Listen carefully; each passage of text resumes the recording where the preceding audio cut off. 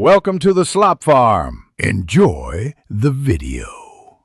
You begin by preparing materials and immediately coating the belly in a thin, even layer of petroleum jelly so plaster won't adhere to skin.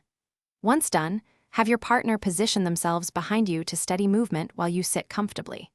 Dip plaster strips in warm water, squeeze excess, and smooth them across the belly in overlapping rows.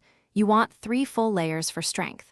Make sure to work continuously. Timing matters because strips start setting in about 3 to 5 minutes. Once the base is set, continue layering to build rigidity while you maintain smooth, even pressure so the cast cures without gaps or weak points. Make sure to reinforce the sides and lower rim with extra strips where curves meet flat planes. That prevents cracking later.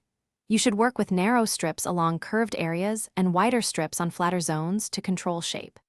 Keep communicating with your helper. If you need to breathe deeply or shift, pause and stabilize the cast before resuming. You remove the cast only when it feels firm and leathery, gently wiggling edges to release it.